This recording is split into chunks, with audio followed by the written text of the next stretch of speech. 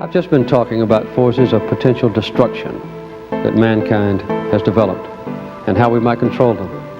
It's equally important that we remember the beneficial forces that we have evolved over the ages and how to hold fast to them.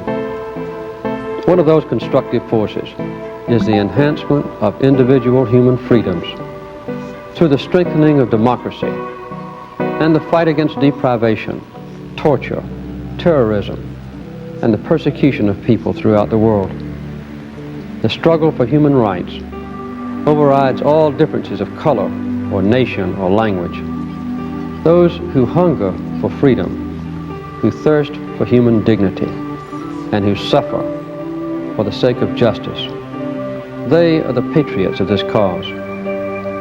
I believe with all my heart that America must always stand for these basic human rights at home and abroad. That is both our history and our destiny.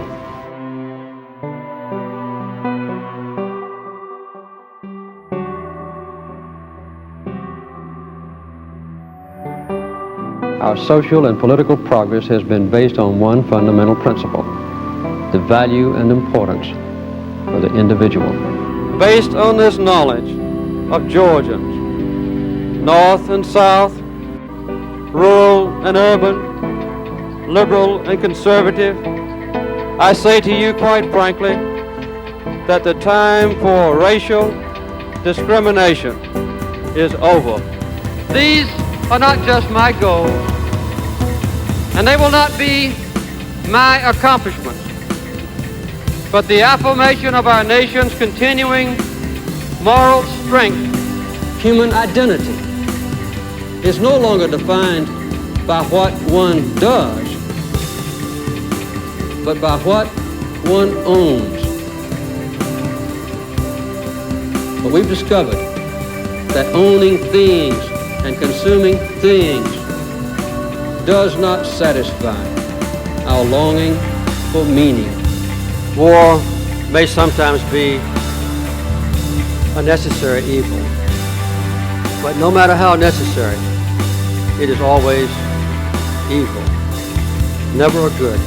America did not invent human rights. In a very real sense, it's the other way around. Jimmy Carter, more by his actions than his words, I think should be put into the category of a civil rights champion. Once he left the Oval Office, he did not stop championing those causes. He and his wife, Rosalind, partnered with Habitat for Humanity to hammer the cause of affordable housing. And together they traveled the world to blitz build single-family homes. In June 1992, Carter came to Washington, D.C. to help volunteers and 10 families saw, hammer, and raise their own houses on Benning Road Southeast.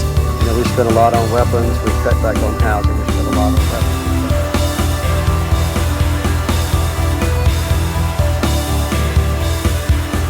At the end of a long campaign, I believe I know our people of this state as well as anyone could.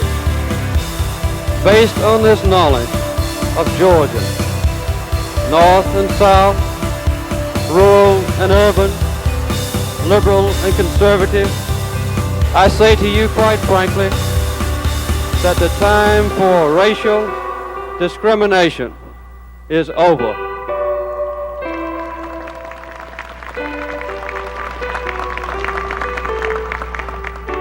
Our people have already made this major and difficult decision, but we cannot underestimate the challenge of hundreds of minor decisions yet to be made. Our inherent human charity and our religious beliefs will be taxed to the limit. No poor, rural, weak, or black person should ever have to bear the additional burden of being deprived of the opportunity of an education, a job, or simple justice.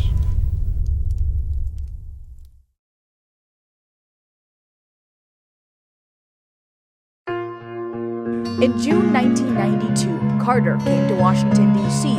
to help volunteers and 10 families saw, hammer, and raise their own houses on Benning Road Southeast. We spent a lot on weapons, we cut back on housing, we spent a lot on weapons, we cut back on health care. And I think this is it's not a charity when you give a person good health and a decent place to live.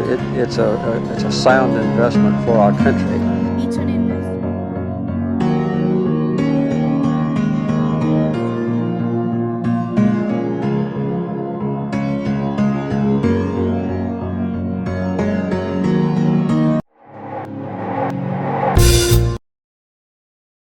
After his presidency, Jimmy Carter remained active and committed to helping others. He established the Carter Center in 1982 to promote peace and democracy worldwide. The former president was involved in the Atlanta Project in the 1990s to help fight poverty. He received the 2002 Nobel Peace Prize for resolving international conflicts. He helped monitor elections in various countries and assisted in negotiating a nuclear pact between the United States and North Korea. Carter campaigned for human rights and democracy around the world. He supported the Habitat for Humanity program to build affordable housing and developed the Carter Foundation to promote education, research, and healthcare in the U.S. and abroad.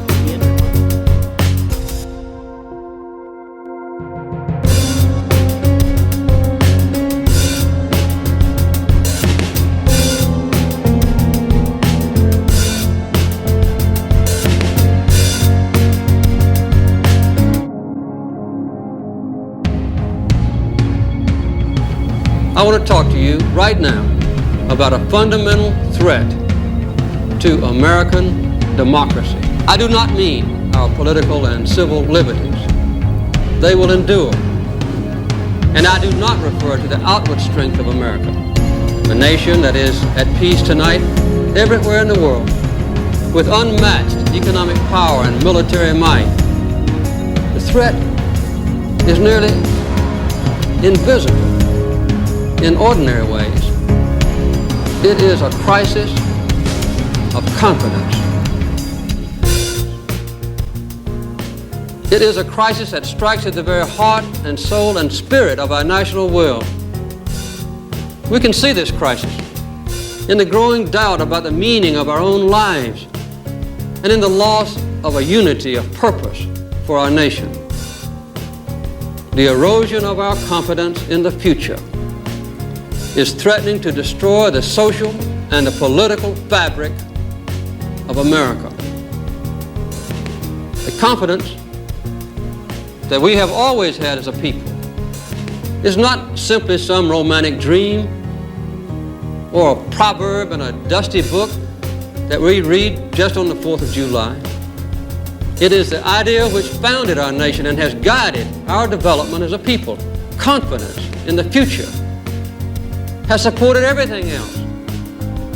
Public institutions and private enterprise, our own families, and the very Constitution of the United States. Confidence has defined our course and has served as a link between generations. We've always believed in something called progress. We've always had a faith that the days of our children would be better than our own. Our people are losing that faith, not only in government itself, but in the ability as citizens to serve as the ultimate rulers and shapers of our democracy. We always believed that we were part of a great movement of humanity itself called democracy, involved in the search for freedom. And that belief has always strengthened us in our purpose. But just as we are losing our confidence in the future, we are also beginning to close the door on our past. In a nation that was proud of hard work, strong families, close-knit communities and our faith in God, too many of us now tend to worship self-indulgence and consumption. Human identity is no longer defined by what one does, but by what one owns. But we've discovered that owning things and consuming things does not satisfy our longing for meaning. We've learned that piling up material goods cannot fill the emptiness of lives which have no confidence or purpose.